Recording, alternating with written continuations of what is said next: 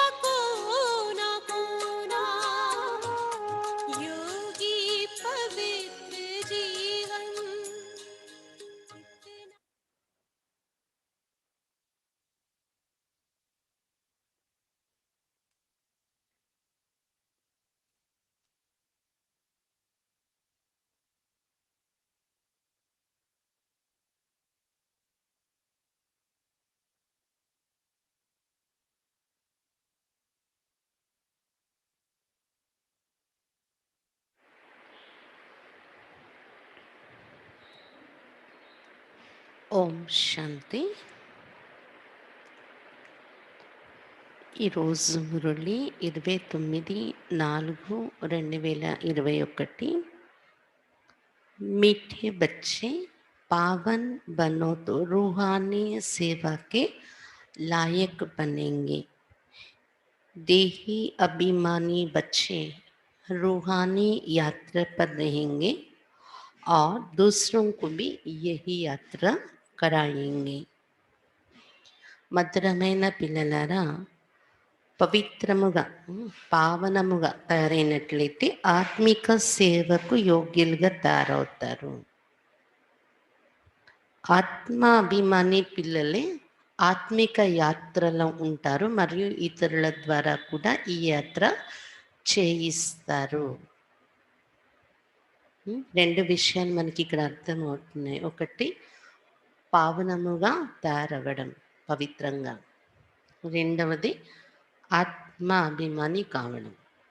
ఈ స్థితిలో ఉండేవాళ్ళే ఆత్మిక సేవ చేయగలరు, ఆత్మిక యాత్రలో ఉంటారు, ఇతరుల ద్వారా కూడా చేయిస్తారు ఈ యాత్ర అని చెప్తున్నారు బాబా. प्रश्न, संगम पर तुम बच्चे जो कमाई करते हो यही सच्ची कमाई है कैसे? సంగమీగల పిల్లలు మీరు ఏదైతే సంపాదన చేసుకుంటున్నారో ఇదే సత్యమైన సంపాదన ఎలా? సంగమీగల పిల్లలు మీరు ఏదైతే సంపాదన చేస్తున్నారో ఇదే సత్యమైన సంపాదన ఎలా? उत्तर, अभी की जो कमाई है वो 21 जन्म तक चलती, इसका कभी भी देवाला नहीं निकलता. ఇప్పుడు సంగమయుగంలో ఏదైతే సంపాదన చేసుకుంటున్నామో, పురుషార్థం చేస్తున్నామో అది 21 జన్మల వరకు మన వెంట వస్తుంది.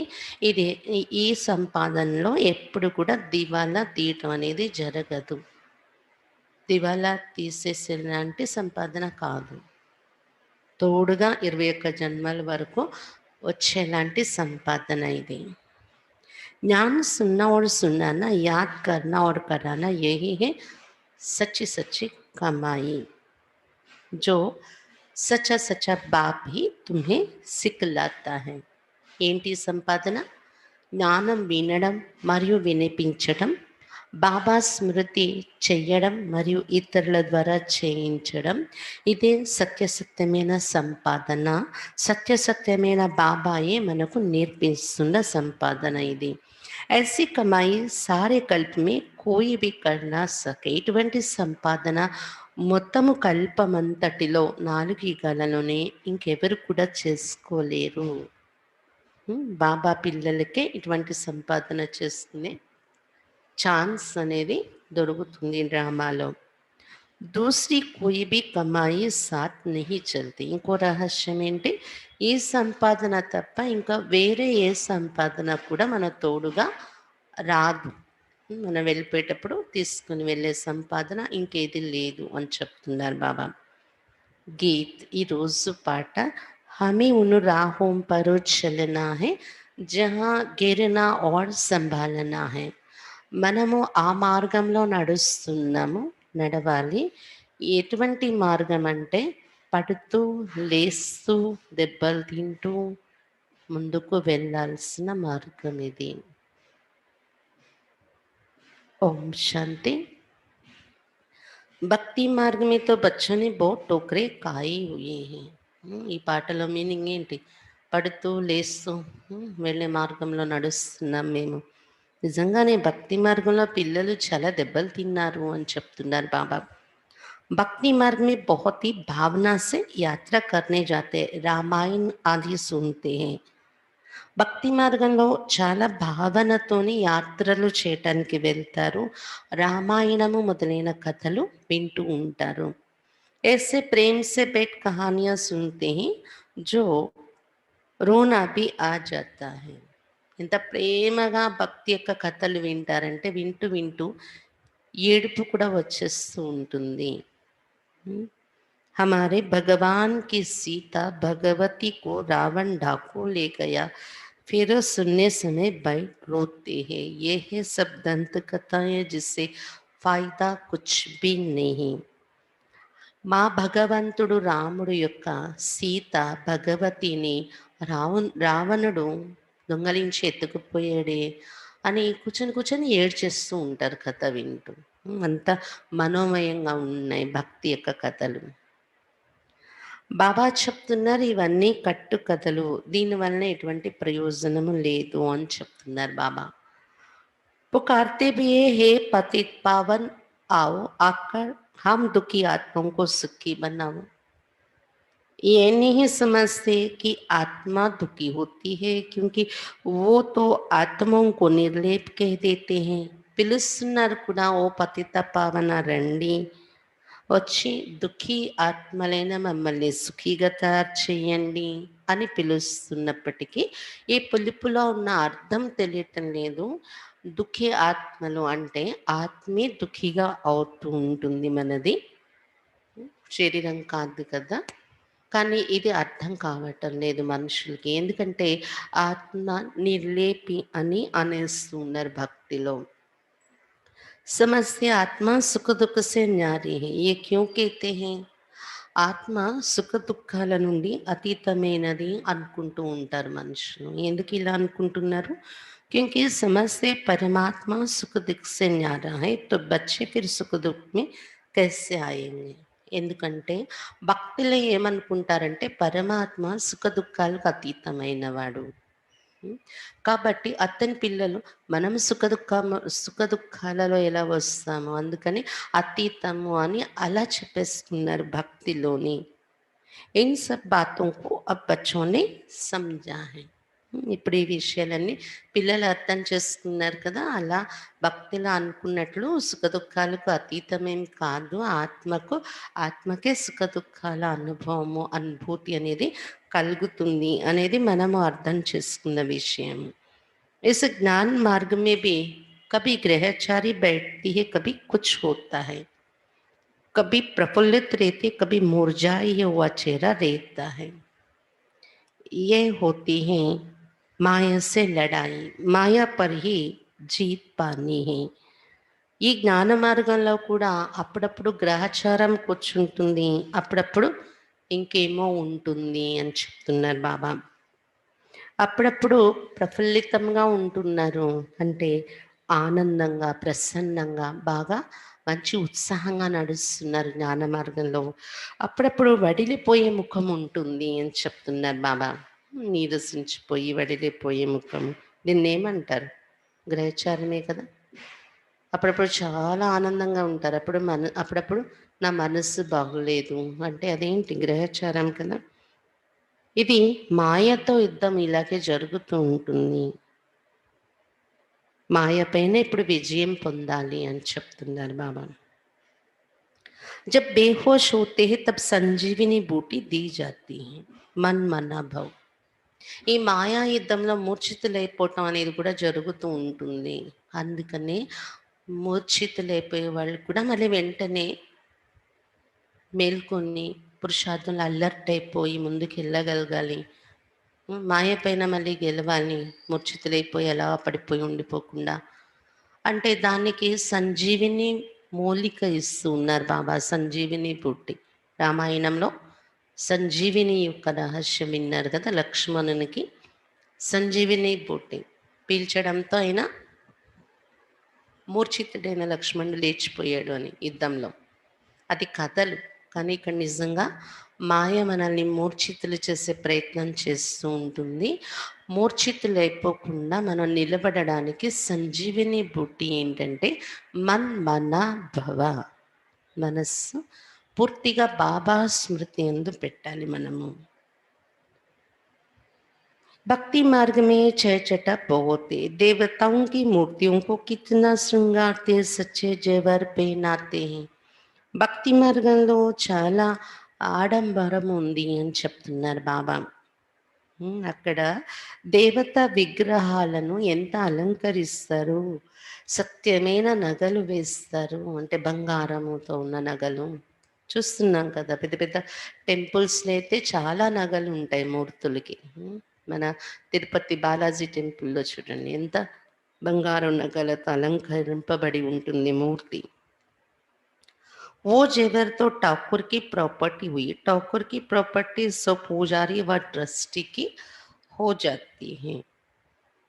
బాబా చెప్తున్నారు, ఎప్పుడైతే విగ్రహం మీద ఆ నగలు అన్నీ వేస్తున్నారో, ఆ విగ్రహం యొక్క ప్రాపర్టీ అయిపోయినట్టు కదా అది. విగ్రహం యొక్క ప్రాపర్టీ అంటే విగ్రహం ఏమైనా అనుభవిస్తుందా? ఆ మందిరం యొక్క పూజారీలు, ట్రస్టీ అని ఉంటారు. వాళ్ళకి వర్తిస్తుంది అది అని చెప్తున్నారు బాబా. ఆ నగలు, టెంపుల్ యొక్క ప్రాపర్టీ అంతా వాళ్లకు వర్తిస్తుంది.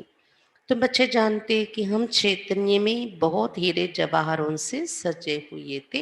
फिर जब पुजारी बनते तो भी बहुत जेवर पहनते. अब कुछ भी नहीं है. మీరు తెలుసుకున్నారు కదా, చైతన్యంగా మనం దేవతలుగా నిజంగా ఉన్న సమయంలో చాలా వజ్ర వైడూర్యాలతో అలంకరింపబడి ఉండేవాళ్ళము. ఎప్పుడు సతీగా త్రేతాయుగంలోని. తర్వాత ఎప్పుడైతే పూజారిగా అయిపోతున్నామో అప్పుడు కూడా చాలా నగలు ధరించే స్టేజ్‌లో ఉన్నాం మనం ద్వాపరయుగంలో కూడా.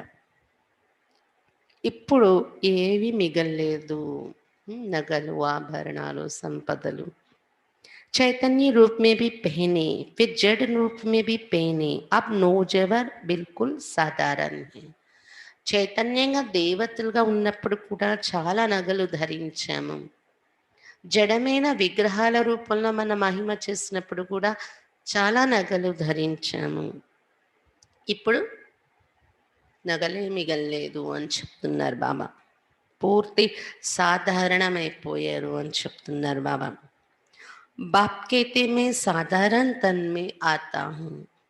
कोई राजा या आदि की ठाट बाट नहीं है. सन्यासियों की भी बहुत ठाट बाट होते हैं. బాబా చెప్తున్నారు, నేను కూడా సాధారణ తనులో వస్తున్నాను. రాజా వైభవంలాగా ఏమి ఇక్కడ ఆడంబరం లేదు. లేదా సన్యాసుల్లో కూడా చాలా ఆడంబరం చూపిస్తారు. ఇంత పెద్ద బొట్టు, మాల, అటువంటి ఆడంబరం కూడా లేదు బాబా వచ్చే చోట చూడండి. పూర్తి సింపుల్, సాధారణంగా ఉండే శరీరంలో వస్తున్నారు బాబా. अभी तुम समझ गई हो बराबर सत्युग में कैसे हम आत्माएं पवित्र थी, शरीर भी हमारे पवित्र थे, उनका श्रृंगार भी बहुत अच्छा रहता है. ఇప్పుడు మీరు అర్థం చేసుకున్నారు కదా, సత్యయుగంలో ఆత్మల మనం ఎలా పవిత్రంగా ఉండేవాళ్ళము, మన శరీరాలు కూడా పవిత్రంగా ఉండేవి. అప్పుడు చాలా మంచి శృంగారం కూడా చేసుకునే వాళ్ళం శరీరానికి మనం. ఎప్పుడు సత్యయుగంలోని कोई खूबसूरत होते हैं तो उनको श्रृंगार का भी शौक रहता है. లౌకికంలో కూడా ఎవరైనా అందముగా ఉన్నారనుకోండి, వాళ్ళకి అలంకరణ పైన ఇంట్రెస్ట్ కూడా ఉంటుంది. మంచిగా తయారవ్వాలి, అలంకరించుకోవాలి అని. तुम भी खूबसूरत थे तो बहुत अच्छे अच्छे जेवर पहनते थे, हीरे के बड़े हार आदि पहनते थे.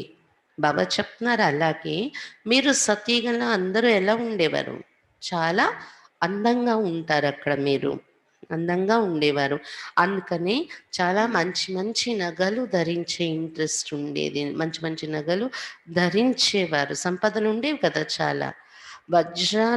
వజ్రాలతో తయారైన పెద్ద పెద్ద హారాలు మీరు ధరించేవారు అని చెప్తున్నారు బాబా సతీగంలోని.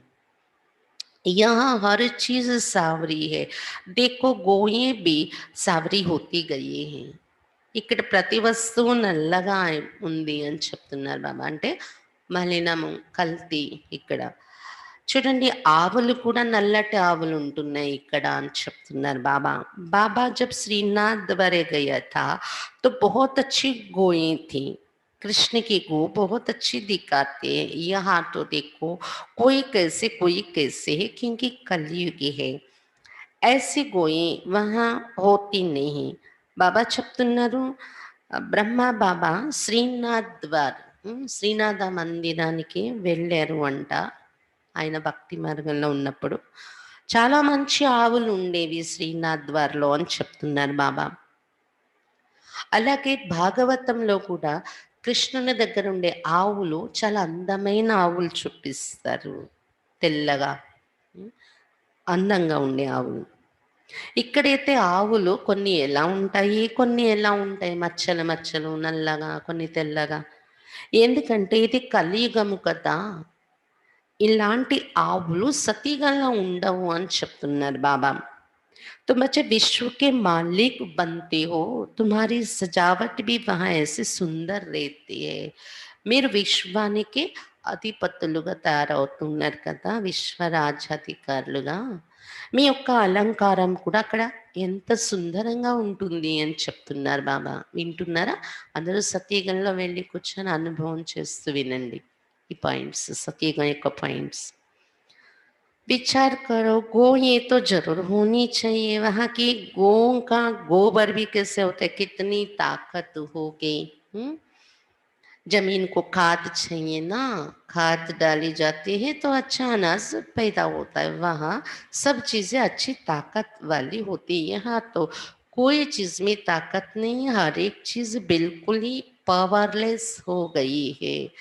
బాబా చెప్తున్నారు ఆలోచించండి. తప్పకుండా ఆవులు కూడా ఉండాలి కదా మనకు సత్యుగంలో. కదా!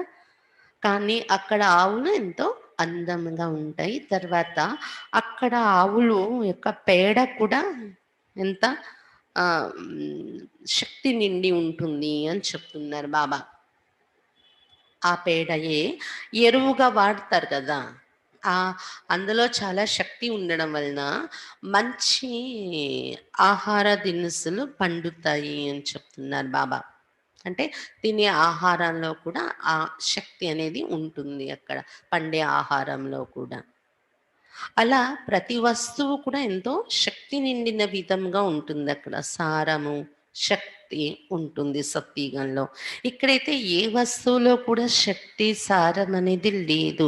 ప్రతి ఒక్క వస్తువు కూడా పూర్తి పవర్‌లెస్ అయిపోయింది అని చెప్తున్నారు బాబా. సారహీనమైపోయింది. సారం, శక్తి లేదు. बच्चियाँ सूक्ष्म वतन में जाती थी, कितनी अच्छे-अच्छे बड़े फल खाती थी, खूब सुबह रस आदि पीती थी, ये सब साक्षात्कार कराते थे। माली वहाँ कैसे फल आदि काट कर देते हैं। सूक्ष्म वतन में तो फल आदि हो ना सके, ये साक्षात्कार होता है. బాబా చెప్తున్నారు ఎంత మంచి మంచి పెద్ద పెద్ద పండ్లు ఉంటాయి కదా సత్యయుగంలో సూక్ష్మవర్తనంలో అక్కయ్యలు వెళ్ళి అది చూసేవారు. ఆ పళ్ళ రసం సుబిరస్ అని తాగి అనుభవం చేసి వచ్చేవారు వర్తనంలోని. అదంతా సాక్షాత్కారాలు చేయించేవారు బాబా. సాక్షాత్కారంలో అక్కీలు చూసేవారంట. తోట మాలి పళ్ళు తెంచి ఇచ్చేవారంట. అది కూడా అక్కడ సాక్షాత్కారంలో అనుభవం చేసేవారు పిల్లలు. బాబా చెప్తున్నారు సూక్ష్మ లోకంలో నిజంగా పళ్ళు ఉండవు కదా! అది సాక్షాత్కారం వరకు అలా అనుభవం అవుతూ ఉంటుంది. वैकुंठ तो फिर भी यहाँ होगा ना. मनुष्य समझते वैकुंठ कोई ऊपर में है. वैकुंठ न सूक्ष्म वतन में न मूल वतन में होता है, यहाँ ही होता है. బాబా చెప్తున్నారు వైకుంఠము అనేది ఈ లోకంలోనే ఉంటుంది కదా. మానవులు అనుకుంటారు ఆకాశం మీద ఉంటుంది అని. కానీ బాబా చెప్తున్నారు సూక్ష్మలోకంలోని ఉండదు, మరి మూలవతనంలో కూడా ఉండదు. ఇక్కడే ఈ స్థూలవతనంలోనే వైకుంఠం స్వర్గం అనేది ఉంటుంది. यहाँ जो बच्चियां साक्षात्कार करती वो फिर इन आंखों से देखेंगे, जैसे पोजीशन ऐसी सामग्री भी रहते हैं. బాబా చెప్తున్నారు పిల్లలు సాక్షాత్కారంలో ఏదైతే చూస్తున్నారు ఇవన్నీ కళ్ళతో కూడా చూస్తారు ప్రాక్టికల్‌గా. ఎందుకంటే మనం ప్రపంచంలో చూస్తూ ఉంటాం కదా! ఎటువంటి పొజిషన్‌లో ఉంటారో, వాళ్ళ ఫర్నిచరు, వాళ్ళ సామాను, వాళ్ళ ప్రాపర్టీ అన్నీ కూడా ఎలా ఉంటుంది? పొజిషన్‌లో ఉండే వాళ్ళ సామాగ్రి కూడా అదే మాదిరిగా మంచి రాయల్‌గా ఉంటుంది కదా అని చెప్తున్నారు బాబా. राजाओं के महल देखो कैसे अच्छे-अच्छे होते हैं. जयपुर में बहुत अच्छे-अच्छे महल बने हुए हैं. सिर्फ महल देखने लिए मनुष्य जाते तो भी टिकट रहते हैं. బాబా చెప్తున్నారు ఉదాహరణకు రాజులు పొజిషన్ కదా, రాజుల పొజిషన్‌లో ఉన్నవారు. అందుకే వాళ్ళ మహల్‌లు చూడండి ఎంత మంచిగా ఉంటాయి. జైపూర్ రాజా యొక్క మహల్ చూడడానికి ఎంతమంది వెళ్తూ ఉంటారు అని చెప్తున్నారు బాబా. టికెట్ కూడా ఇచ్చి వెళ్తూ ఉంటారు చూడడానికి. खास वो महल देखने नहीं रखते खुद फिर और महलों में रहते सो भी अभी कलयुग में यह है ही पतित दुनिया कोई अपने को पतित समझते थोड़े ही है.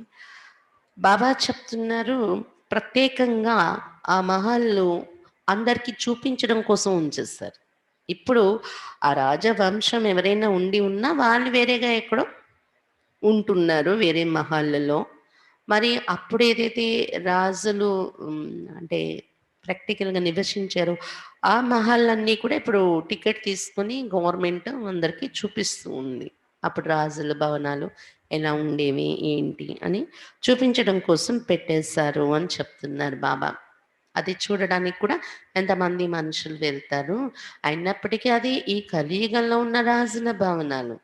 దానికే అంత మురిసిపోతుంటే మన రాజుల భవనాలు ఇలా ఉండేవి అని, మరి సతీగంలో ఎలా ఉంటాయి చెప్పండి? బాబా చెప్తున్నారు ఇక్కడ ఉండేదే పతిత ప్రపంచము. కానీ మానవులెవరు కూడా తమను తాము పతితులని అనుకోవడం లేదు. तुम अभी समझते हो हम तो पतित थे कोई काम के नहीं थे फिर हम गोरा बनेंगे वो दुनिया ही फर्स्ट क्लास होगी यहाँ भला अमेरिका आदि में फर्स्ट क्लास महल है परंतु वहाँ के बेंट में ये तो कुछ नहीं क्योंकि ये तो अल्पकाल का सुख देने वाले हैं वहाँ तो फर्स्ट क्लास महल होते हैं. ఇప్పుడు మీరు అర్థం చేసుకున్నారు కదా! మనం పతితులుగా ఉండేవాళ్ళము. ఎందుకు పనికి రాకుండా అయిపోయాము మనము. బాబా దగ్గర రాకముందు ఎలా ఉండేవాళ్ళం. ఎందుకో పనికి రాని వారముగా ఉండేవాళ్ళము. బాబా పిల్లలయ్యాక మనం సుందరంగా తయారవుతున్నాము. ఈ ప్రపంచము బాబా చెప్తున్నారు సత్యుగ ప్రపంచం ఫస్ట్ క్లాస్‌గా ఉంటుంది కదా! ఇక్కడ ఈ ప్రపంచంలో అయితే భలే అమెరికా లాంటి దేశాలు ఫస్ట్ క్లాస్ అయిన భవనాలున్నాయి అనుకుంటున్నారు. కానీ సత్యయుగంతో పోల్చుకున్నట్లయితే ఏ మాత్రము కాదు ఇక్కడున్న అమెరికా అని చెప్తున్నారు బాబా. ఎందుకంటే అల్పకాల సుఖమిచ్చేటటువంటి అంతస్తులే ఇక్కడ ఉండేవి. సతీగంలో అయితే ఫస్ట్ క్లాస్ అయిన మహల్లు, భవనాలు ఉంటాయి అని చెప్తున్నారు బాబా. ఫస్ట్ క్లాస్ గోయే హోతీ హై. ఆవులు కూడా ఫస్ట్ క్లాస్ అయినవి ఉంటాయి సతీగంలో. वहाँ ग्वाले भी होते हैं. श्री कृष्ण को ग्वाला कहते हैं ना. यहाँ जो गौओं को संभालने वाले हैं वो कहते हैं हम गुजर ग्वाले हैं कृष्ण के वंशावली हैं. वास्तव में कृष्ण के वंशावली नहीं कहेंगे कृष्ण की రాజధాని के कहेंगे. బాబా చెప్తున్నారు గొల్లవాళ్ళు కూడా ఉంటారు కదా సతీగంలో. గొల్లవాళ్ళు అంటే ఆవుల్ని పెంచేవారు, ఆవుల్ని సంభాళించేవారు, ఆవుల పాలన చూసుకునేవాళ్ళు. అయితే శాస్త్రాల్లో శ్రీకృష్ణుణ్ణి గొల్లవాడిగా చెప్పేశారు. యాదవులు అంటారు, గొల్లవాళ్ళని అంటారు. అయితే ఇక్కడ గోవుల్ని సంభాళించే వాళ్ళు గొల్లవాళ్ళు ఏమంటారంటే మేమందరూ కృష్ణుడి వంశస్థులము, కృష్ణుని వంశావళి, కృష్ణుడు కూడా గొల్లవాడుగా ఉండేవాడు కదా అని అలా చెప్పుకుంటూ ఉంటారు. కానీ వాస్తవానికి బాబా చెప్పే రహస్యం ఏంటి చూడండి. కృష్ణుల వంశము అనడానికి వీలు లేదు గొల్లవాళ్ళు. కృష్ణుడెవరు? రాజవంశం కదా.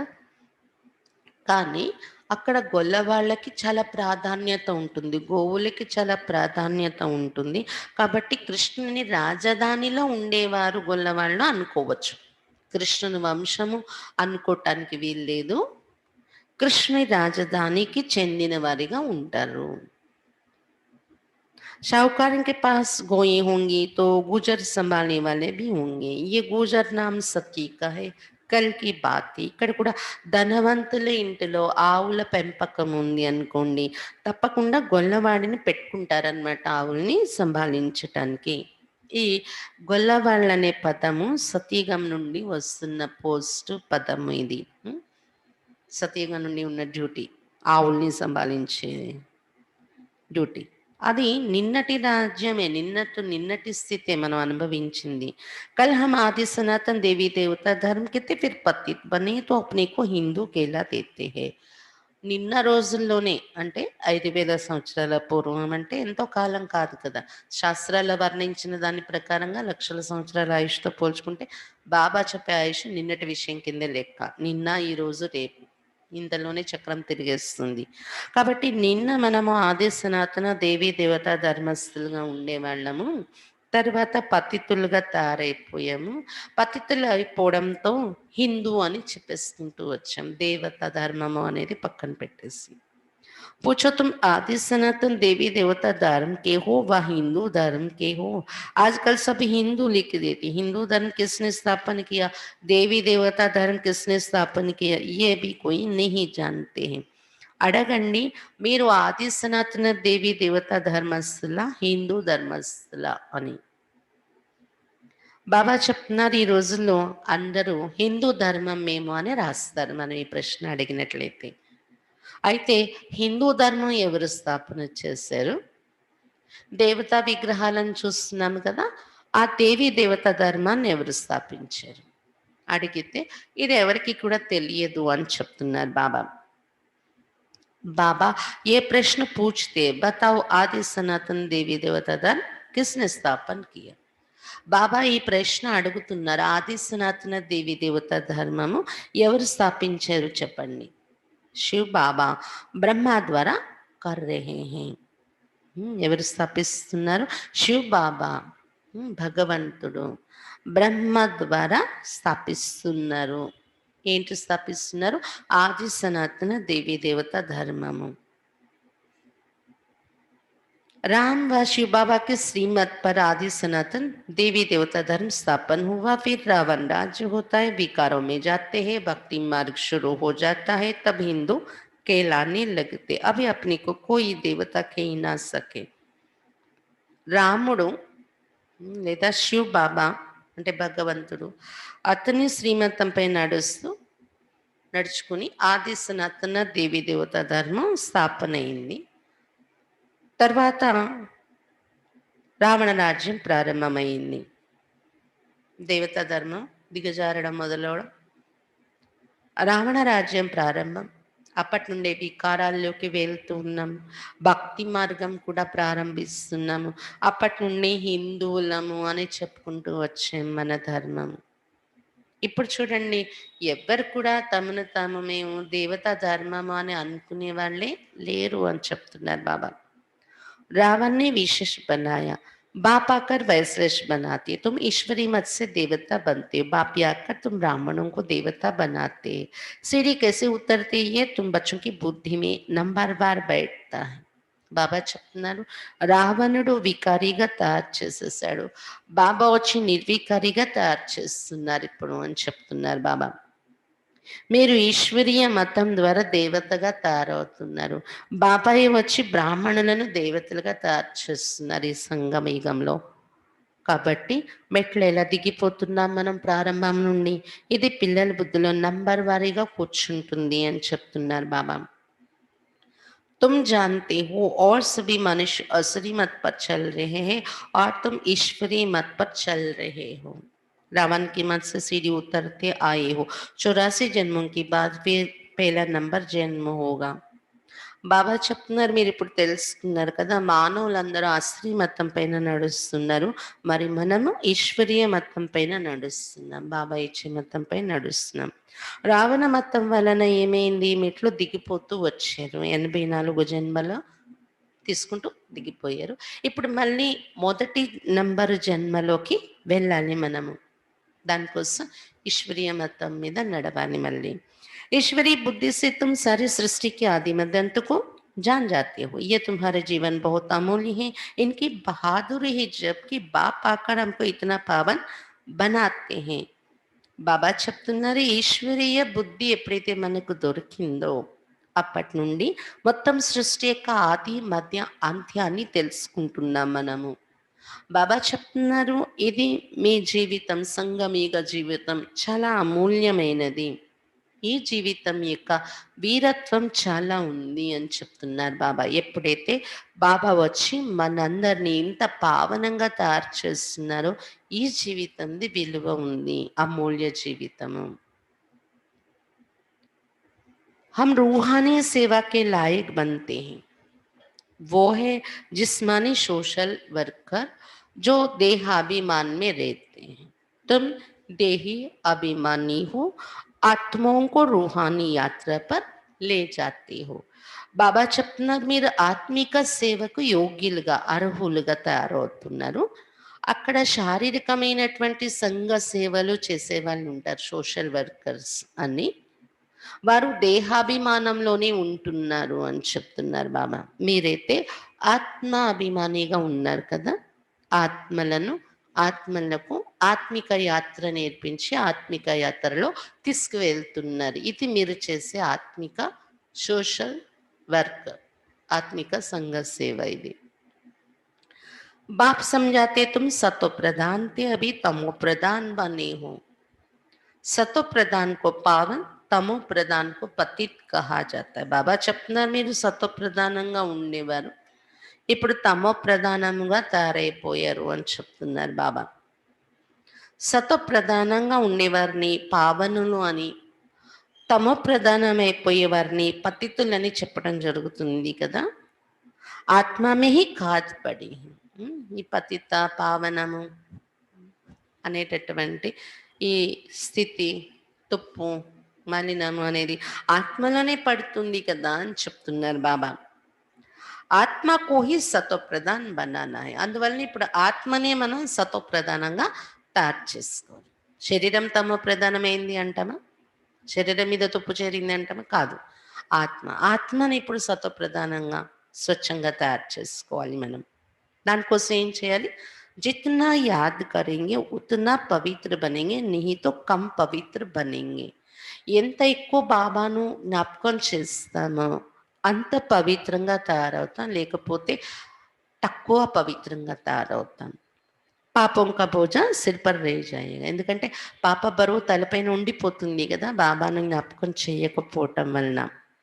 आत्मा ही तो सभी पवित्र होती, फिर हर एक का पाठ अलग है, सबका एक जैसा पाठ हो ना सके.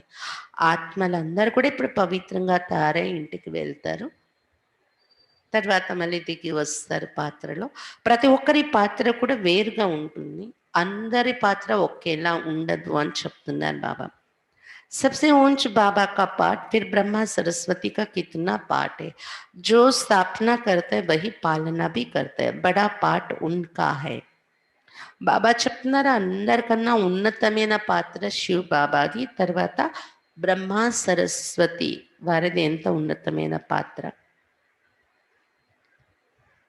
బాబా చెప్తున్నారు వారి ద్వారా స్థాపన అనేది జరుగుతుంది కదా, బ్రహ్మ సరస్వతి, శివబాబా తర్వాత బ్రహ్మ సరస్వతి, తర్వాత స్థాపన, తర్వాత పాలన యొక్క పాత్ర కూడా ఉంటుంది. అది విష్ణు ద్వారా జరుగుతుంది, లక్ష్మీనారాయణ యొక్క పాత్ర అది. ఇలా ఒక్కొక్కరి పాత్ర వేరువేరుగా ఉంటుంది, నంబర్ వారీగా వారి యొక్క పొజిషన్ మహిమ ఉంటుంది. అయితే ఉన్నతమైన పాత్ర అంటే శివబాబాదే అయింది ఇందులో. ఇంకా శంకరుని విషయం అంటారా, కేవలం సూక్ష్మ రూపాన్ని ధరిస్తూ ఉంటారు. शंकर तो सिर्फ सूक्ष्म रूप धारण करते, ऐसा नहीं कि शंकर कोई शरीर का लोन लेते हैं, कृष्ण को अपना शरीर है. यहाँ सिर्फ शिव बाबा शरीर का लोन लेते हैं. శంకరుడు శరీరాన్ని లోన్గా తీసుకోవాల్సి వస్తుందేమో అనుకోకండి. శంకరుడు సూక్ష్మ శరీరం వరకే ఆయన పాత్ర ఉంటుందన్నమాట. సూక్ష్మ శరీరాన్ని ధరించటం వరకే, ఎవరి శరీరాన్ని లోన్గా తీసుకొని వచ్చే అవసరం లేదు శంకరునికి. అలాగే కృష్ణుడికి కూడా తన శరీరం అంటూ తనకు ఉంటుంది, ఎవరి శరీరాన్నో లోన్గా తీసుకొని రారు. కేవలం శివబాబా మాత్రమే ఒక శరీరాన్ని లోన్గా ఆధారంగా తీసుకొని రావాల్సి వస్తుంది. లోన్గా అంటే అప్పుగా తీసుకొని రావాల్సి వస్తుంది. पतित शरीर पति दुनिया में आकर सेवा करते, मुक्ति जीवन मुक्ति में ले जाने की, पहले मुक्ति में जाना पड़े. పతిత శరీరంలో, పతిత ప్రపంచంలో వచ్చి సేవ చేస్తున్నారు బాబా. ముక్తి జీవన్ముక్తిలో తీసుకెళ్లే సేవ. మొట్టమొదట ముక్తిలోకి వెళ్తాం మనము. नॉलेजफुल ये कि बाप पतित पावन ही उनको ही कहते शिव बाबा। शंकर को बाबा कहते, शोभता नहीं है। शिव बाबा अक्षर बहुत मीठा है. జ్ఞానసాగరుడు ఒక బాబాయే, పతిత పావనుడు కూడా. అతన్నే శివ్ బాబా అని పిలుస్తున్నాం మనము. శంకర బాబా అంటే అది శోభించదు, వినడానికి కూడా బాగోలేదు కదా. అదే శివ్ బాబా అంటే ఎంత బాగుంది చూడండి. ఈ పదము చాలా మధురంగా ఉంటుంది అని చెప్తున్నారు బాబా. शिव के ऊपर कोई अक चढ़ाते, कोई क्या चढ़ाते, कोई दूध भी चढ़ाते. శివ్ బాబా గుర్తుగానే శివలింగం పెట్టి పూజలు చేసుకుంటూ కొంతమంది ఉమ్మెత్తు పుష్పాలు వేసి పూజ చేస్తారు, కొంతమంది ఇంకేదో పుష్పాలు వేసి పూజ చేస్తారు, కొంతమంది పాలతో అభిషేకాలు చేసి పూజ చేస్తారు. बाप बच्चों को अनेक प्रकार की समझानी देते रहते. बच्चों के लिए समझाया जाता है सारा मदार योग पर है, योग से ही विकर्म विनाश होंगे. బాబా పిల్లలకు అనేక రకాలైన వివరణ ఇచ్చి మరి అర్థం చేయిస్తున్నారు.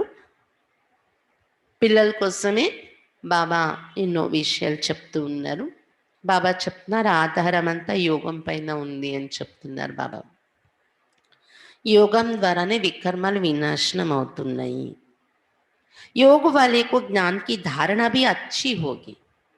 యోగం బాగా ఎవరైతే చేస్తూ ఉంటారో వాళ్ళకి జ్ఞానం కూడా బాగా ధారణ అవుతుంది అని చెప్తున్నారు బాబా.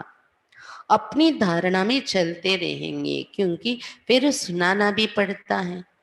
వారి ధారణలలో వారు బాగా నడుచుకుంటూ ఉంటారు, యోగము బాగా ఉండేవారు. ఎందుకంటే ఇతరులకు కూడా వినిపించాల్సి ఉంటుంది కదా. వినిపించాలంటే ముందు మనలో ధారణ ఉండాలి కదా. అది యోగి పిల్లలకు జరుగుతుంది అని చెప్తున్నారు బాబా. यही नई बात भगवान ने जिन्होंने डायरेक्ट सुनाया उन्होंने ही सुना, फिर तो ये ज्ञान रहता ही नहीं. ఇవన్నీ కొత్త విషయాలు మనం వింటున్నాము. భగవంతుడు ఎవరికైతే డైరెక్ట్గా వినిపించారు సంగమీగంలో వారు మాత్రమే వింటున్నారు. తర్వాత ఈ జ్ఞానం ఉండడం లేదు, ప్రాయలోపము అయిపోతుంది అని చెప్తున్నారు బాబా. अभी बाप तुमको जो सुनाते वो अभी तुम सुनते हो, धारणा होती है, फिर तो प्रारब्ध का पाठ बजाना होता है. ज्ञान सुनना सुनाना अभी होता है. सत्युग में ये पाठ नहीं होगा, वहां तो है ही प्रारब्ध का पाठ. బాబా చెప్తున్నారు ఇప్పుడు బాబా మనకు వినిపిస్తుంటే మనం వింటున్నాము, ధారణ జరుగుతుంది ఇక్కడ. తర్వాత సతీగంలోకి వెళ్ళిపోతే ప్రారంధం యొక్క పాత్రే అభినయిస్తాము అని చెప్తున్నారు బాబా.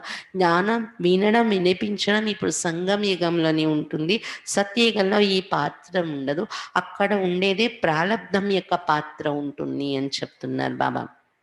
मनुष्य बैरिस्टरी पढ़ते फिर बैरिस्टर बन कमाते, ये कितनी बड़ी कमाई इनको दुनिया वाले नहीं जानते. మానవులు బ్యారిస్టరీ చదువుకుంటారు, బ్యారిస్టర్గా తయారై అంటే లాయర్గా జడ్జ్గా తయారై ఎంత సంపాదన చేస్తూ ఉంటారు. అలా బ్యారిస్టరీ చెప్తున్నారు బాబా. అలా చాలా చదువులు ఉన్నాయి కదా, చదువుకుంటారు, సంపాదిస్తారు కదా. మరి ఇక్కడ బాబా చదివించే చదువులో కూడా ఎంత గొప్ప సంపాదన ఉంది, ఇది ప్రపంచ భాషలకు తెలీదు అని చెప్తున్నారు బాబా. तुम जानते सच्चा बाबा हमको सच्ची कमाई करा रहे हैं, इनका कभी देवाला निकल ना सके. మీరు ఇప్పుడు తెలుసుకున్నారు కదా, సత్యమైన బాబా మనకు సత్యమైన సంపాదన చేయిస్తున్నారు మన ద్వారా. ఇది ఎలాంటి సంపాదన అంటే ఎప్పుడు దివాలా తీయలే, ఎందుకంటే ఎవరు దోచుకొని వెళ్ళిపోలేరు, ఎక్కడ మునిగిపోదు, ఇది ఎక్కడ మట్టిలో కలిసిపోదు, అలాంటి సంపాదన కదా. అందుకని దివాలా తీసేసే అలాంటి సంపాదన కాదు ఇది. अभी तुम सच की कमाई करते, वो फिर 21 जन्म साथ देती, वो कमाई साथ नहीं देती. ये साथ देने वाली तो ऐसी कमाई को साथ देना चाहिए. ये बातें तुम्हारे सिवाय और कोई की बुद्धि में नहीं है, तुम्हारे में भी घड़ी घड़ी कोई भूल जाते हैं. బాబా చెప్తున్నారు మీరు ఇప్పుడు సత్యమైన సంపాదన చేసుకుంటున్నారు, 21 జన్మల వరకు తోడుగా వెళ్తుంది. లౌకిక సంపాదన అయితే తోడుగా రాదు, తోడుగా తీసుకుని వెళ్ళలేము. కానీ ఇక్కడ మనం సంపాదించుకుంటున్న ఈ సంపాదన తోడుగా వచ్చేటటువంటిది. ఇలాంటి సంపాదన చేసుకోవాలి కదా. ఈ విషయాలు మీకు తప్ప ఇంకెవరి బుద్ధిలోని ఉండడం లేదు అని చెప్తున్నారు బాబా. అయితే బాబా పిల్లల్లో కూడా घड़ी घड़ी की మర్చిపోతున్నారు. बाप और वर्षे को भूलना नहीं चाहिए, बस बात एक ही है, बाप को याद करो जिस बाप से 21 जन्मों का वर्षा मिलता है, 21 जन्म निरोगी काया रहती है, बुढ़ापे तक का काले मृत्यु नहीं होती। बच्चों को कितनी खुशी होनी चाहिए. బాబా చెప్తున్నారు, బాబా మరియు వారసత్వం మరవకూడదు. బస్ ఒకటే విషయం, బాబాను జ్ఞాపకం చేసుకోండి. బాబా అంటే ఎవరు? ఎవరి నుండి అయితే 21 జన్మల వారసత్వం దొరుకుతుందో, ఎవరి నుండి అయితే 21 జన్మల వరకు నిరోగి కాయ, నిరోగి శరీరం మనకు దొరుకుతుందో, వృద్ధాప్యం వరకు అకాల మరణాలే రావు, అలాంటి జన్మలు మనకి దొరుకుతున్నాయి బాబా నుండి. అటువంటి బాబాను మరవకూడదు. ఎంతలా జ్ఞాపకం చేయాలి, ఎంత ఖుషి ఉండాలి పిల్లలకు అని చెప్తున్నారు బాబా. బాప్కి యాద్ హే ముఖ్య, ఇస్మి హీ మాయా విఘ్న డాల్తి తుఫాన్ లాతి. బాబా స్మృతి ముఖ్యమైనది. బాబా స్మృతి విషయంలోనే మాయ విఘ్నం వేస్తూ ఉంటుంది, తుఫాన్లు తీసుకొచ్చేస్తూ ఉంటుంది. అనేక ప్రకారకే తుఫాన్ ఆతే హే. तुम कहेंगे बाप को याद करो, परंतु कर नहीं सकेंगे, याद में ही बहुत फेल होते हैं, యోగి की बहुतों में कमी है. బాబా చెప్తున్నారా, అనేక రకాల తుఫాన్లు, అనేక రకాల సంకల్పాలు తెచ్చేస్తూ ఉంటుందన్నమాట మాయ. మీరేమో అనుకుంటారు బాబానే జ్ఞాపకం చేయాలి, నేను బాబా పైనే బుద్ధిని జోడిస్తానని కూర్చుంటారు, కానీ చేయలేకపోతూ ఉంటారు. బాబా స్మృతిలోనే చాలామంది పిల్లలు ఫెయిల్ అయిపోతున్నారు. యోగంలోనే చాలా మందిలో లోపం ఉంది, యోగా సబ్జెక్ట్లోనే అని చెప్తున్నారు బాబా. जितना हो सके योग में मजबूत होना चाहिए, बाकी बीज और झाड़ का ज्ञान कोई బడి బాత్ नहीं है. ఎంత అవకాశం ఉంటే అంత యోగంలోని గట్టి పడాలి మీరు అని చెప్తున్నారు బాబా. బీజము మరియు వృక్షం యొక్క జ్ఞానం అర్థం అవడము ఎవరికైనా చెప్పినా అదేమీ గొప్ప విషయం కాదు, కానీ యోగాన్నే చెక్ చేసుకుంటూ ఉండండి, పెంచుకోండి, బుద్ధి కట్ అయిపోకుండా చూసుకోండి, కట్ అవుతున్న దాన్ని జోడించి అలవాట్లో పెట్టండి, श्रम पड़ेंगे. बाप कहते मुझे याद करो, मुझे याद करने से, मुझे जानने से तुम सब कुछ जान जाएंगे. याद में ही सब कुछ भरा हुआ है. బాబా చెప్తున్నారు, నన్నే జ్ఞాపకం చేసుకోండి, నా స్మృతి చేయడం వల్ల, నన్ను తెలుసుకోవటం వల్ల మీరు అన్నీ తెలుసుకోగలరు. బాబా స్మృతిలోని అంతా నిండి ఉంది అని చెప్తున్నారు బాబా. స్వీట్ బాబా శివ బాబాకు యాద్ కర్నా. ఎంత మధురమైనటువంటి బాబా, స్వీట్ బాబాను, శివ బాబాను జ్ఞాపకం చెయ్యాలి మీరు అని చెప్తున్నారు బాబా. ऊंचते ऊंचे भगवान श्रेष्ठ से श्रेष्ठ वो है, ऊंचे से ऊंच वर्षा देते 21 जन्म के लिए. ఉన్నతోన్నతమైన వారు భగవంతుడు కదా, శ్రేష్టాతి శ్రేష్టమైన వారు భగవంతుడు. ఉన్నతోన్నతమైన వారసత్వం ఇస్తున్నారు 21 జన్మల కోసం. सदा सुखी अमर बनाते, तुम अमरपुरी का मालिक बनते, तो ऐसे बहुत ऐसे बाप को बहुत याद करना चाहिए. ఉన్నతోన్నతమైన వారసత్వం 21 జన్మల కోసం ఇస్తున్నారు బాబా మనకు. సదా సుఖీగా అమరులుగా తయారు చేసేస్తున్నారు బాబా మనల్ని.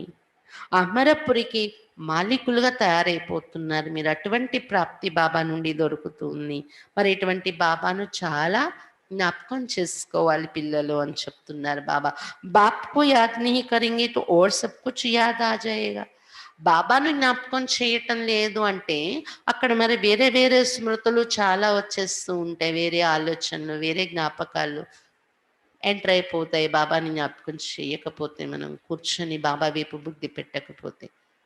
కాబట్టి ఇది గమనించుకోండి, బాబా వైపు ఎక్కువగా బుద్ధి పెట్టే ప్రయత్నం చెయ్యండి అని చెప్తున్నారు బాబా ఈరోజు మనకు. अच्छा, मीठे मीठे सिक्खी लदे बच्चों प्रति माता पिता बाप दादा का याद प्यार और गुड मॉर्निंग. रूहानी बाप की रूहानी बच्चों को नमस्ते. हम रूहानी बच्चों की रूहानी बाप दादा को याद प्यार गुड मॉर्निंग और नमस्ते. बाबा नमस्ते. धारणा के लिए मुख्य सार ఈరోజు సారాంశము ధారణ చేయడం కోసం ఫస్ట్ పాయింట్, ये ईश्वरीय जीवन बहुत बहुत अमूल्य है। इस जीवन में आत्मा और शरीर दोनों को पावन बनाना है। ఈ ఈశ్వరీయ జీవితము చాలా చాలా అమూల్యమైనది. ఈ జీవితంలో ఆత్మ మరియు శరీరం రెండింటిని పావనముగా తయారు చేసుకోవాలి. ఈ ఈశ్వరీయ జీవితము చాలా చాలా అమూల్యమైనది, విలువైనది. ఈ జీవితంలో ఆత్మ మరియు శరీరం రెండింటిని పావనముగా తయారు చేసుకోవాలి. रूहानी यात्रा में रहकर दूसरों को यही यात्रा सिखानी है. ఆత్మిక యాత్రలో ఉంటూ ఇతరులకు కూడా ఇదే యాత్ర నేర్పించాలి. ఆత్మిక యాత్రలో ఉంటూ ఇతరులకు ఇదే యాత్ర నేర్పించాలి. సెకండ్ పాయింట్, जितना हो सके सच की कमाई में लग जाना है. ఎంత వీలుంటే అంత సత్యమైన సంపాదనలో ఇమిడిపోవాలి. నిరోగి बनने के लिए याद में मजबूत होना है. నిరోగిగా తయారవడం కోసం బాబా స్మృతిలో దృఢముగా తయారవ్వాలి. ఎంత వీలుంటే అంత సత్యమైన సంపాదనలో ఇమిడిపోవాలి. నిరోగిగా తయారవడం కోసం బాబా స్మృతిలో దృఢముగా తయారవ్వాలి. బాబా స్మృతిలో గట్టిపడాలి.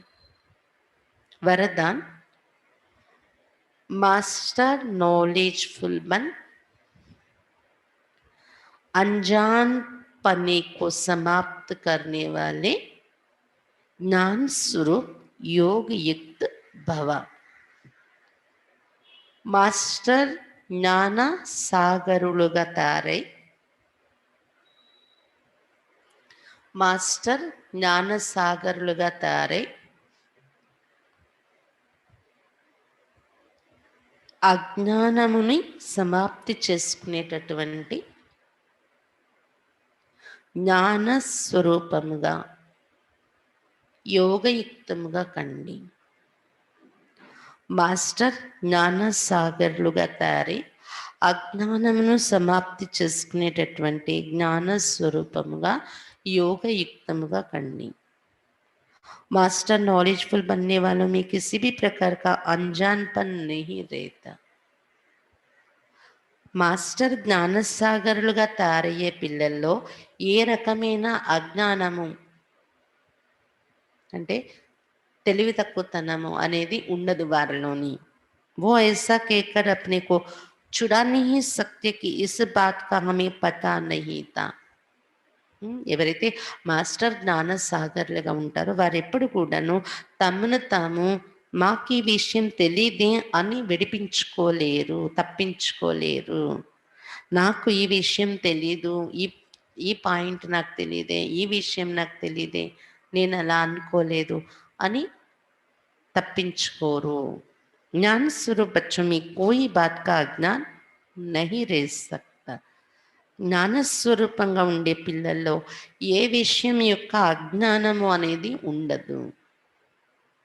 और जो योग युक्त हैं उन्हें अनुभव होता जैसे कि पहले से सब कुछ जानते हैं. మరియు ఎవరైతే యోగయుక్తంగా ఉంటారో నిరంతరము వారికి అనుభవం అవుతుంది ఈ పరిస్థితి రాబోతుంది అని. ముందుగానే అన్నీ వారికి తెలిసిపోతుంది యోగయుక్తంగా ఉండేవారికి. वो ये जानते हैं कि माया की छमछम रिमझिम कम नहीं है, माया भी बड़ी रौनकदार है, इसलिए उससे बचकर रहना है.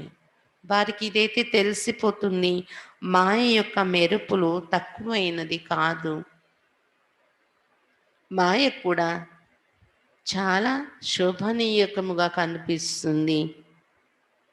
కాబట్టి ఏ రూపంలో మాయ వచ్చినా దానికి మేము వశం కాకూడదు, దాని నుండి రక్షింపబడి ఉండాలని చాలా జాగ్రత్తగా వాళ్ళకు వాళ్ళు గమనించుకొని ఉంటారు. అంతేకాని నేను ఇలా అనుకోలేదు, మాయకు వశం అయిపోయాక మళ్ళీ నేను ఇలా అనుకోలేదు, నాకు తెలీదు, నేను అంత అనుకోలేదు, ఊహించలేదు, అలాంటి మాటలు రావు వాళ్ళ నోటి నుండి. ముందుగానే వాళ్ళు గ్రహిస్తారు మాయ నుండి, మాయ రూపాలను, మాయ నుండి రక్షింపబడి ఉంటారు. जो सभी रूपों से माया की नॉलेज को समझ गए उनके लिए हार కానా అసంభవ్ హే. ఎవరైతే అన్ని రూపాలలో ఉన్న మాయను జ్ఞానము ద్వారా, అన్ని రూపాల్లో ఉన్న మాయ యొక్క జ్ఞానాన్ని అర్థం చేసుకుంటారో, అంటే మాయ యొక్క రూపాలను, అన్ని రూపాలను అర్థం చేసుకునే జ్ఞానం ఉంటుందో వారి కోసం ఓటమి పొందడం అనేది అసంభవము. ఈ యుద్ధంలో మాయతో ఓటమి పొందడం అనేది అసంభవము అని చెప్తున్నారు బాబా. కాబట్టి మాయను మనం అర్థం చేసుకోవటం, దాని రూపాలను గమనించుకోవటం, పరిశీలించుకోవటం, అది పని చేయాలంటే మాస్టర్ నాలెడ్జ్ఫుల్గా యోగయుక్తంగా ఉంటూ నడుచుకోండి అని చెప్తున్నారు బాబా. అప్పుడు మనకి ప్రతిదీ కూడా టచింగ్ వస్తుంది, బుద్ధికి మనకు అర్థమైపోతూ ఉంటుంది ఇది మాయా పరిస్థితి రాబోతుంది అని. స్లోగన్ जो सदा प्रसन्नचित है वो कभी प्रश्नचित नहीं हो सकता. ఎవరైతే సదా ప్రసన్న చిత్తంగా ఉంటారో వాళ్ళు ఎప్పుడు కూడా ప్రశ్న చిత్తులుగా కారు. ఎవరైతే సదా ప్రసన్న చిత్తులుగా ఉంటారో వారు ఎప్పుడు కూడా ప్రశ్న చిత్తులుగా కారు. అచ్చా, బాబా ఈరోజు ఏం చెప్తున్నారు? పావనంగా తయారైనట్లయితే ఆత్మిక సేవకు యోగ్యులైపోతారు. ఇంకొకటి ఆత్మాభిమాని స్థితి కూడా కావాలి. దీని ద్వారా మనం ఆత్మిక యాత్ర చేయగలము, ఇతరుల ద్వారా కూడా చేయించగలం. స్మృతి యాత్ర. బాబా ఇంకా ఏం చెప్తున్నారు ఈరోజు? సంగమయుగంలో పిల్లల యొక్క సంపాదన, సత్యమైన సంపాదన ఎలా అవుతుంది అంటే, ఇది ఎప్పుడు దివాలా తీసేసే వినాశీ సంపాదన కాదు. 21 జన్మల వరకు తోడుగా వెళ్ళే సంపాదన. జ్ఞానం వినడం, వినిపించడం, బాబా స్మృతి చేయడం, చేయించడం, ఇందులో సత్యమైన సంపాదన జరుగుతుంది. ఇటువంటి సంపాదన బాబాయే మనకు నేర్పిస్తున్నారు. కల్పంలో ఇంకెవరు కూడా ఇలాంటి సంపాదన చేసుకోలేరు, మీరు తప్ప. తర్వాత ఇంకొక పాయింట్, ఇంకే సంపాదనలో కూడా ఇటువంటిది లేదు. తోడుగా తీసుకెళ్లే సంపాదన ఇంకొక సంపాదనలో లేదు అని చెప్తున్నారు బాబా.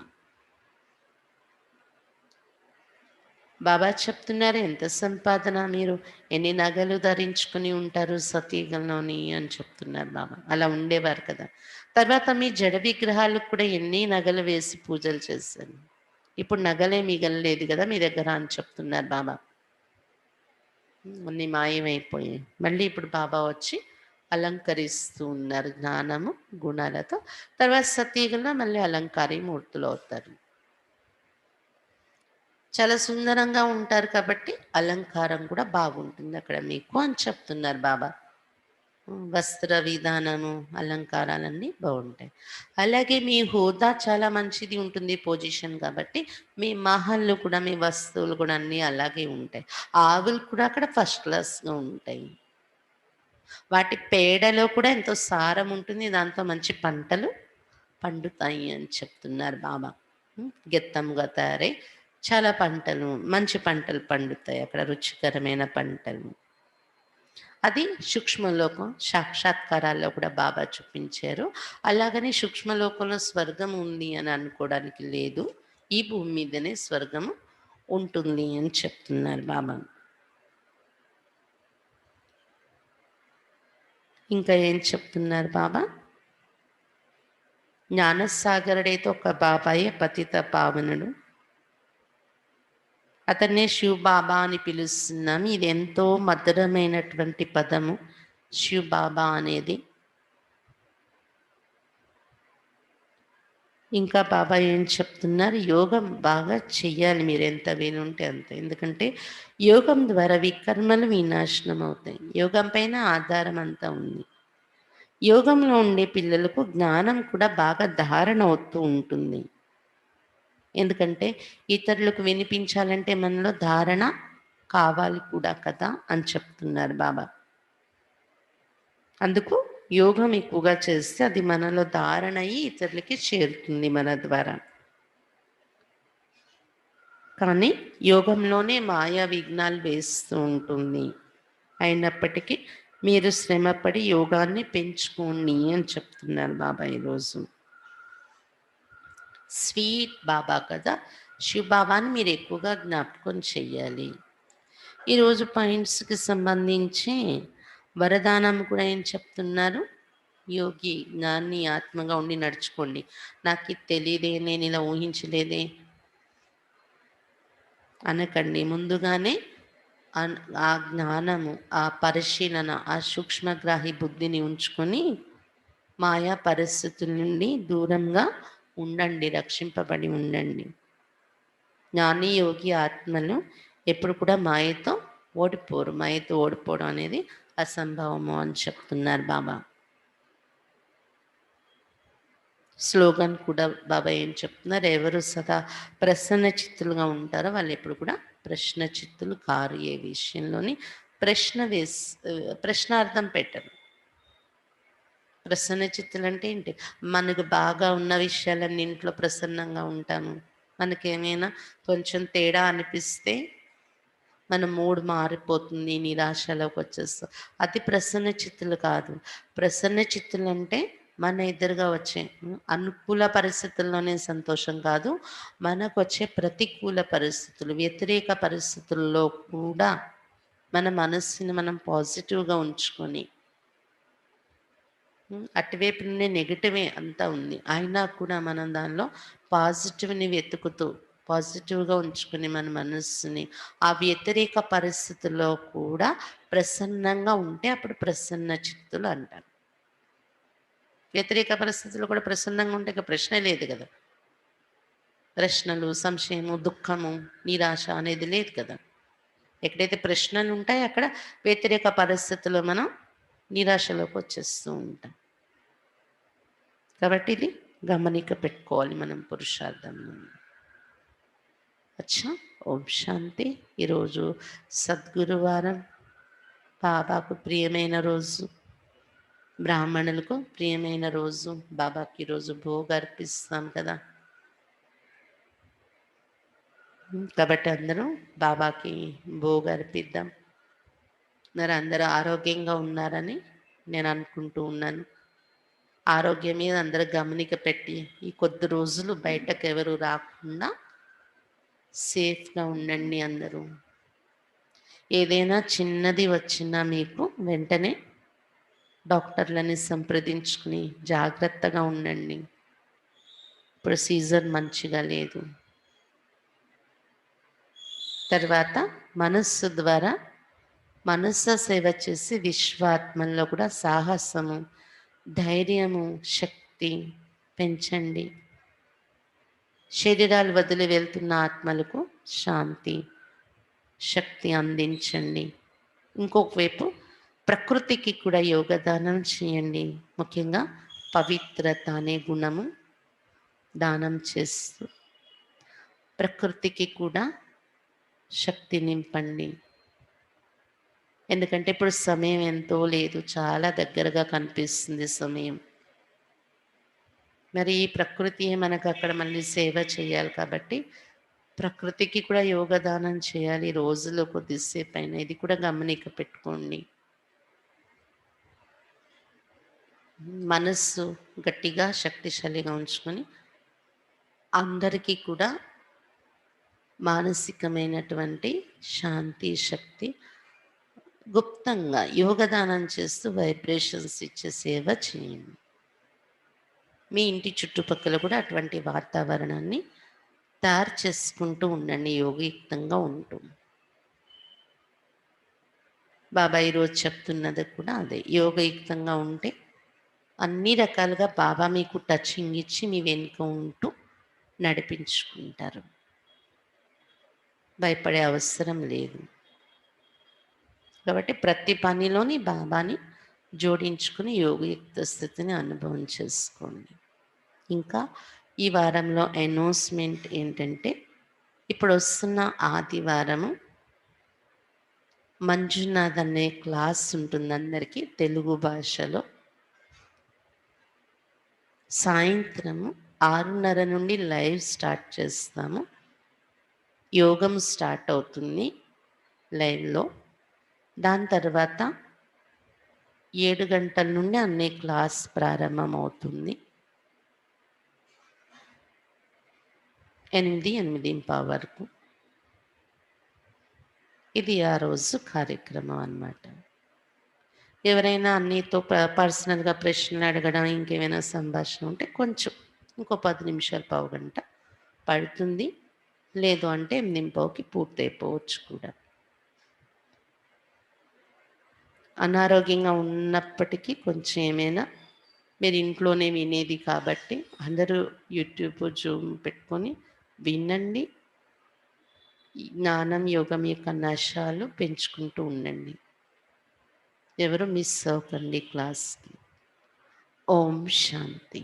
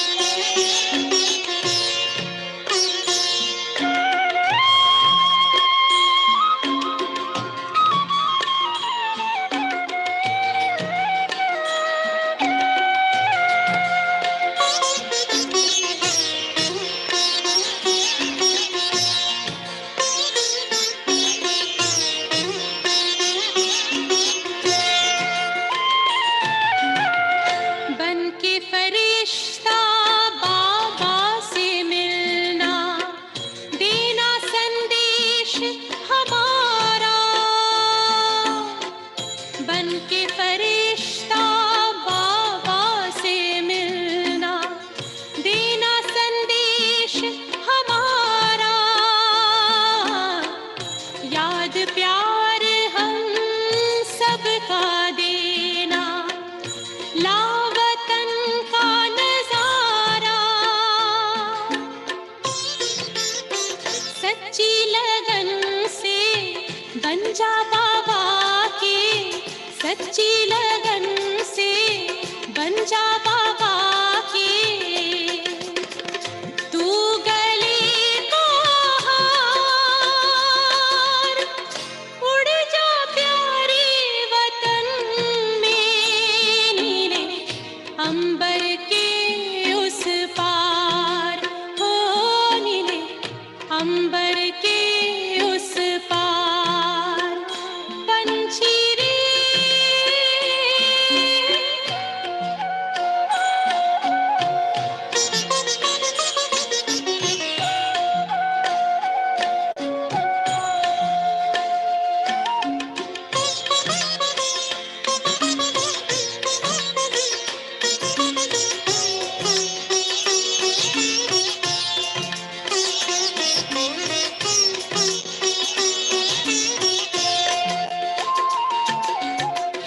ओ बाबा तुम मात पिता हो, तुम ही हो जग के तारनहार। ओ बाबा तुम मात पिता हो, तुम ही हो जग के तारनहार। दुख हरता तुम सुख करता हो, गुणों के भंडार। हम सब बच्चे गाते हैं तेरी, हम सब बच्चे गाते हैं तेरी महिमा अपरंपार।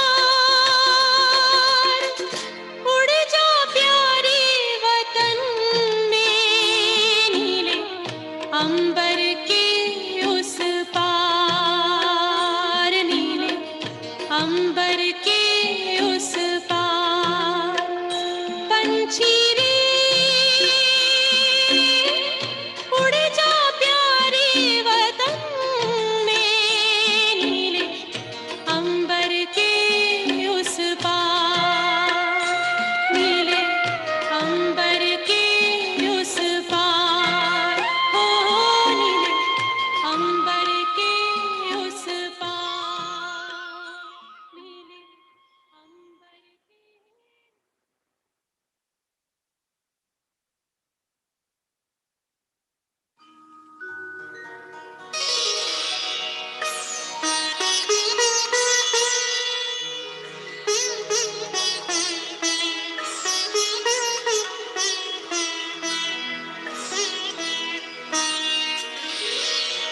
तेरी याद का अमृत पीते हैं, तेरी याद का अमृत पीते हैं, तेरी याद में जीते हैं बाबा, तेरी याद में जीते हैं बाबा, तेरी याद का अमृत पीते हैं, तेरी याद का अमृत पीते हैं।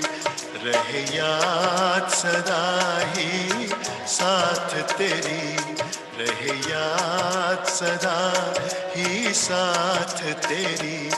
बस और न हम कुछ चाहेंगे, बस और न हम कुछ चाहेंगे, तेरी याद का अमृत पीते हैं, तेरी याद का अमृत पीते हैं।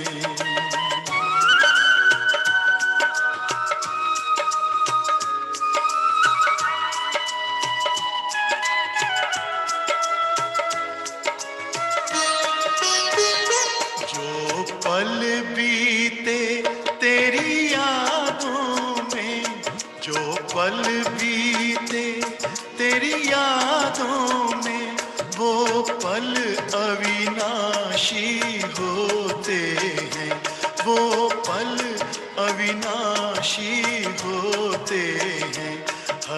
पल को सफल बना देंगे, हर पल को सफल बना देंगे, तेरी याद कभी ना छोड़ेंगे, तेरी याद कभी ना छोड़ेंगे, तेरी याद का अमृत पीते हैं, तेरी याद का अमृत पीते हैं।